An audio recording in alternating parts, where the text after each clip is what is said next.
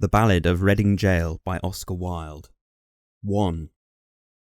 He did not wear his scarlet coat, for blood and wine are red, and blood and wine were on his hands when they found him with the dead, the poor dead woman whom he loved and murdered in her bed. He walked amongst the trial men in a suit of shabby grey, a cricket cap was on his head, and his step seemed light and gay. But I never saw a man who looked so wistfully at the day. I never saw a man who looked with such a wistful eye upon the little tent of blue which prisoners call the sky, and at every drifting cloud that went with sails of silver by. I walked with other souls in pain within another ring, and was wondering if the man had done a great or little thing, when a voice behind me whispered low, "That fellow's got to swing." Dear Christ, the very prison walls suddenly seemed to reel, and the sky above my head became like a casque of scorching steel, and though I was a soul in pain, my pain I could not feel. I only knew what hunted thought quickened his step and why he looked upon the garish day with such a wistful eye. The man had killed the thing he loved, and so he had to die. Yet each man kills the thing he loves. By each let this be heard. Some do it with a bitter look, some with a flattering word. The coward does it with a kiss, the brave man with a sword. Some kill their love when they are young, and some when they are old. Some strangle with the hands of lust, some with the hands of gold. The kindest use a knife, because the dead so soon grew cold. Some love too little, some too long. Some sell and others buy. Some do the deed with many tears, and some without a sigh. For each man kills the thing he loves, yet each man does not die. He does not die a death of shame on a day of dark disgrace, nor have a noose about his neck, nor a cloth upon his face, nor drop feet foremost through the floor into an empty space. He does not sit with silent men, who watch him night and day, who watch him when he tries to weep and when he tries to pray, who watch him lest himself should rob the prison of its prey. He does not wake at dawn to see dread figures throng his room, the shivering chaplain robed in white, the sheriff stern with gloom, and the governor all in shiny black with the yellow face of doom. He does not rise in piteous haste to put on convict clothes, while some coarse-mouthed doctor gloats and notes each new and nerve-twitch pose, fingering a watch whose little ticks are like horrible hammer blows. He does not know that sickening thirst that sands one's throat before the hangman with his gardener's glove slips through the padded door and binds one with 3 leathern thongs that the throat may thirst no more. He does not bend his head to hear the burial office read, nor while the terror of his soul tells him he is not dead, cross his own coffin as he moves into the hideous shed. He does not stare upon the air through a little roof of glass. He does not pray with lips of clay for his agony to pass, nor feel upon his shuddering cheek the kiss of Cephas. 6 weeks the guardsman walked the yard in the suit of shabby grey. His cricket cap was on his head and his step seemed light and gay. But I never saw a man who looked so wistfully at the day. I never saw a man who looked with such a wistful eye upon that little tent of blue which prisoners call the sky, and at every wandering cloud that trailed its ravelled fleeces by. He did not wring his hand as do those witless men who dare to try to rear the challenging hope in the cave of black despair. He only looked upon the sun and drank the morning air. He did not wring his hands nor weep, nor did he peak or pine, but he drank the air as though it held some healthful anodyne. With open mouth he drank the sun, as though it had been wine. And I and all the souls in pain who tramped the other ring forgot if we ourselves had done a great or little thing, and watched with gaze of dull amaze the man who had to swing. For strange it was to see him pass with a step so light and gay, and strange it was to see him look so wistfully at the day, and strange it was to think that he had such a debt to pay. For oak and elm have pleasant leaves that in the springtime shoot, but grim to see is the gallows tree with its alder bitten root. And, green or dry, a man must die before it bears its fruit. The loftiest place is that seat of grace for which all worldlings try, but who would stand in hempen band upon a scaffold high, and through a murderer's collar take his last look at the sky. It is sweet to dance to violins when love and life are fair, to dance to flutes, to dance to lutes, is delicate and rare, but it is not sweet with nimble feet to dance upon the air. So with curious eyes and sick surmise we watched him day by day, and wondered if each one of us would end the self-same way, for none can tell to what red hell his sightless soul may stray. At last the dead man walked no more amongst the trial men, and I knew that he was standing up in the black dock's dreadful pen, and that never would I see his face in God's sweet world again. Like two doomed ships that pass in storm, we had crossed each other's way, but we made no sign, we said no word, we had no word to say, for we did not meet in the holy night, but in the shameful day. A prison wall was round us both, two outcast men we were. The world had thrust us from its heart, and God from out his care, and the iron gin that waits for sin had caught us in its snare. 3. In debtor's yard the stones are hard, and the dripping wall is high, so it was there he took the air beneath the leaden sky, and by each side a warder walked, for fear that the men might die. Or else he sat with those who watched his anguish night and day, who watched him when he rose to weep and when he crouched to pray, who watched him lest himself should rob their scaffold of its prey. The governor was strong upon the regulations act, the doctor said that death was but a scientific fact, and twice a day the chaplain called and left a little tract. And twice a day he smoked his pipe and drank his quart of beer, his soul was resolute and held no hiding place for fear. He often said that he was glad the hangman's hands were near.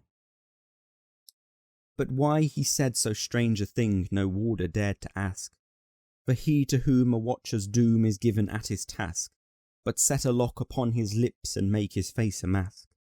Or else he might be moved and try to comfort or console, and what should human pity do pent up in murderer's hole? What word of grace in such a place could help a brother's soul? With slouch and swing around the ring we trod the fool's parade. We did not care, we knew we were the devil's own brigade, and shaven head and feet of lead make a merry masquerade. We tore the tarry rope to shreds with blunt and bleeding nails, we rubbed the doors and scrubbed the floors and cleaned the shining rails, and rank by rank we soaped the plank and clattered with the pails. We sewed the sacks, we broke the stones, we turned the dusty drill, we banged the tins and bawled the hymns and sweated on the mill, but in the heart of every man terror was lying still. So still it lay that every day crawled like a weed-clogged wave, and we forgot the bitter lot that waits for fool and knave, till once, as we tramped in from work, we passed an open grave. With yawning mouth the yellow hole gaped for a living thing, the very mud cried out for blood to the thirsty asphalt ring, and we knew that ere one dawn grew fair, some prisoner had to swing. Right in we went, with soul intent on death and dread and doom. The hangman with his little bag went shuffling through the gloom, and each man trembled as he crept into his numbered tomb. That night the empty corridors were full of forms of fear, and up and down the iron town stole feet we could not hear, and through the bars that hide the stars white faces seemed to peer. He lay as one who lies and dreams in a pleasant meadow land. The watchers watched him as he slept and could not understand how one could sleep so sweet a sleep with a hangman close at hand. But there is no sleep when men must weep who never yet have wept. So we, the fool, the fraud, the knave, that endless vigil kept, and through each brain on hands of pain another's terror crept. Alas, it is a fearful thing to feel another's guilt, for right within the sword of sin pierced to its poison hilt. And as molten lead were the tears we shed, for the blood we had not spilt. The warders with their shoes of felt crept by each padlocked door, and peeped and saw with eyes of awe grey figures on the floor, and wondered why men knelt to pray who never prayed before.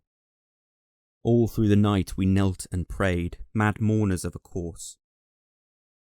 The troubled plumes of midnight were the plumes upon a hearse, and bitter wine upon a sponge were the saviour of remorse.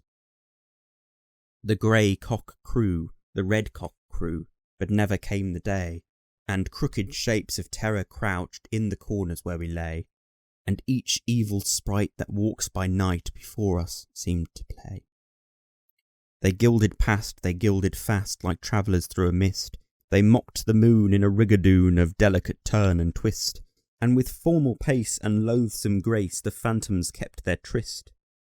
With mop and mow we saw them go, slim shadows hand in hand. About, about, in ghostly rout, they trod a saraband, and damned grotesques made arabesques like the wind upon the sand. With the pirouettes of marionettes they tripped on pointed tread, but with flutes of fear they filled the ear as their grisly mask they led.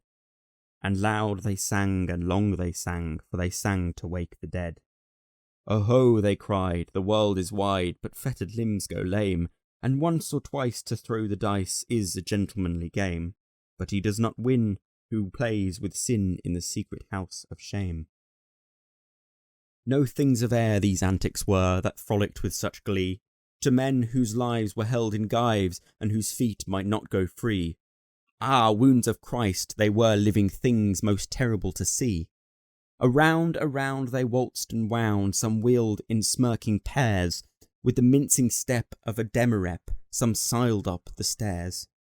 And with subtle sneer and fawning leer, each helped us at our prayers. The morning wind began to moan, but still the night went on. Through its giant loom the web of gloom crept till each thread was spun, and as we prayed we grew afraid of the justice of the sun. The moaning wind went wandering round the weeping prison wall, till like a wheel of turning steel we felt the minutes cruel.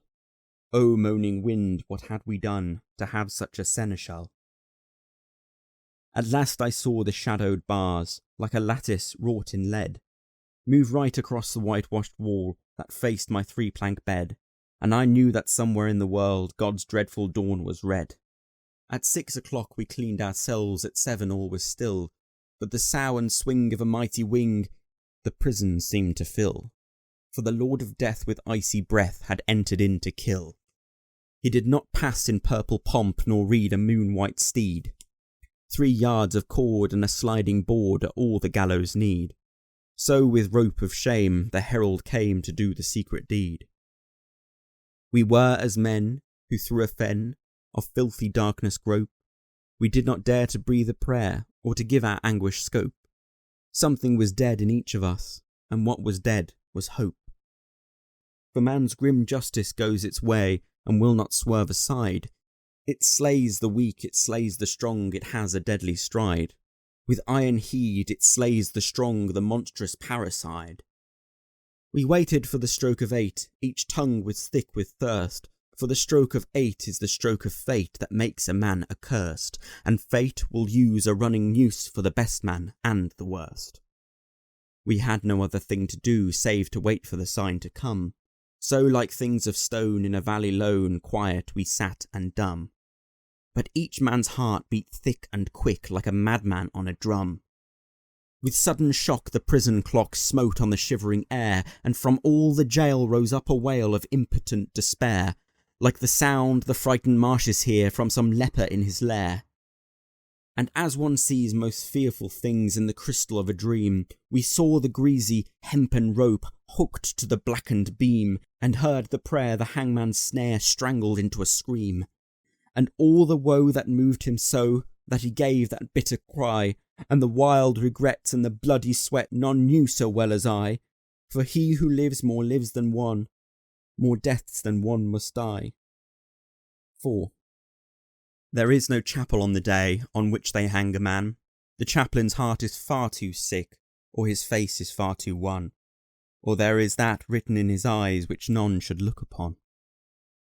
So they kept us close till nigh on noon, and then they rang the bell, and the warders with their jingling keys opened each listening cell, and down the iron stair we tramped, each from his separate hell. Out into God's sweet air we went, but not in wonted way. For this man's face was white with fear, and this man's face was grey. And I never saw sad men who looked so wistfully at the day.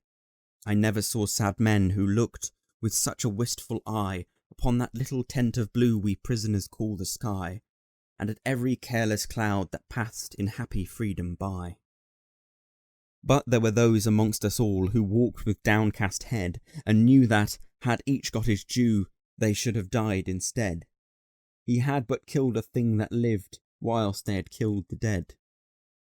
For he who sins a second time wakes a dead soul to pain, and draws it from its spotted shroud, and makes it bleed again, and makes it bleed great gouts of blood, and makes it bleed in vain, like ape or clown in monstrous garb with crooked arrows starred. Silently we went round and round the slippery asphalt yard. Silently we went round, and no man spoke a word. Silently we went round, and through each hollow mind the memory of dreadful things rushed like a dreadful wind, and horror stalked before each man, and terror crept behind. The warders strutted up and down, and kept their herd of brutes. Their uniforms were spick and span, and they wore their Sunday suits. But we knew the work they had been at by the quicklime on their boots. For where a grave had opened wide there was no grave at all, only a stretch of mud and sand by the hideous prison wall, and a little heap of burning lime, that the man should have his pool. For he has a pool, this wretched man, such as few men can claim, deep down below a prison yard, naked for greater shame. He lies with fetters on each foot, wrapped in a sheet of flame. And all the while the burning lime eats flesh and bone away. It eats the brittle bone by night and the soft flesh by day. It eats the flesh and bone by turns, but it eats the heart alway. For 3 long years they will not sow or root or seedling there. For 3 long years the unblessed spot will sterile be and bare, and look upon the wondering sky with unreproachful stare. They think a murderer's heart would taint each simple seed they sow. It is not true. God's kindly earth is kindlier than men know, and the red rose would but glow more red, the white rose whiter blow. Out of his mouth a red, red rose, out of his heart a white, for who can say by what strange way Christ brings his will to light, since the barren staff the pilgrim bore bloomed in the great Pope's sight. But neither milk-white rose nor red may bloom in prison air. The shard, the pebble and the flint are what they give us there, for flowers have been known to heal a common man's despair. So never will wine-red rose or white petal by petal fall on that stretch of mud and sand that lies by the hideous prison wall, to tell the men who tramp the yard that God's Son died for all. Yet though the hideous prison wall still hems him round, and a spirit may not walk by night, that is with fetters bound, and a spirit may but weep that lies in such unholy ground. He is at peace, this wretched man, at peace or will be soon. There is no thing to make him mad, nor does terror walk at noon. For the lampless earth in which he lies has neither sun nor moon. They hanged him as a beast is hanged. They did not even toll a requiem that might have brought rest to his startled soul. But hurriedly they took him out and hid him in a hole. They stripped him of his canvas clothes and gave him to the flies. They mocked the swollen purple throat and the stark and staring eyes, and with laughter loud they heaped the shroud in which the convict lies. The chaplain would not kneel to pray by his dishonoured grave, nor mark it with that blessed cross that Christ for sinners gave, because the man was one of those whom Christ came down to save. Yet all is well, he has but passed to life's appointed bourne, and alien tears will fill for him pity's long broken urn, for his mourners will be outcast men, and outcasts always mourn. 5. I know not whether laws be right or whether laws be wrong. All that we know who lie in jail is that the wall is strong, and that each day is like a year whose days are long. But this I know, that every law that men have made for man since first man took his brother's life and the sad world began, but straws the wheat and saves the chaff with a most evil fan. This too I know, and wise it were, if each could know the same, that every prison that men built is built with bricks of shame, and bound with bars lest Christ should see how men their brothers maim. With bars they blur the gracious moon and blind the goodly sun, and they do well to hide their hell, for in it things are done that Son of God nor Son of Man ever should look upon. The vilest deeds, like poison weeds, bloom well into prison air. It is only what is good in man that wastes and withers there. Pale anguish keeps the heavy gate, and the warder is despair. For they starve the little frightened child till it weeps both night and day, and they scourge the weak and flog the fool, and gibe the old and grey. And some grow mad and all grow bad, and none a word may say. Each narrow cell in which we dwell is a foul and dark latrine, and the fetid breath of living death chokes up each grated screen, and all but lust is turned to dust in humanity's machine. The brackish water that we drink creeps through the loathsome slime, and the bitter bread they weigh in scales is full of chalk and lime. And sleep will not lie down, but walks wild eyes and cries to time. But though lean hunger and green thirst like asp with adder fight, we have little care of prison fare, for what chills and kills outright is that every stone one lifts by day becomes one's heart by night. With midnight always in one's heart and twilight in one's cell, we turn the crank or tear the rope, each in his separate hell. And the silent is more awful far than the sound of a brazen bell. And never a human voice comes near to speak a gentle word, and the eye that watches through the door is pitiless and hard, and by all forgot we rot and rot with soul and body marred. And thus we rust life's iron chain, degraded and alone, and some men curse and some men weep, some men make no moan, but God's eternal laws are kind and break the heart of stone. And every human heart that breaks in prison cell or yard is as the broken box that gave its treasures to the Lord, and filled the unclean leper's house with the scent of costliest nard. Ah, happy they whose hearts can break and peace of pardon win! How else may man make straight his plan and cleanse his soul from sin? How else but through a broken heart may Lord Christ enter in? And he of the swollen purple throat and the stark and staring eyes waits for the holy hands that took the thief to paradise. And a broken and a contrite heart the Lord will not despise. The man in red who reads the law gave him 3 weeks of life, 3 little weeks in which to heal his soul of his soul's strife, and cleanse from every blot of blood the hand that held the knife. And with tears of blood he cleansed the hand that held the steel, for only blood can wipe out blood and only tears can heal. And the crimson stain that was of Cain became Christ's snow-white seal. 6. In Reading Gaol by Reading Town there is a pit of shame, and in it lies a wretched man, eaten by teeth of flame. In a burning winding sheet he lies, and his grave has got no name. And there till Christ call forth the dead, in silence let him lie. No need to waste the foolish tear, or heave the windy sigh. The man had killed the thing he loved, and so he had to die. And all men kill the thing they love. By all let this be heard. Some do it with a bitter look, some with a flattering word. The coward does it with a kiss, the brave man with a sword.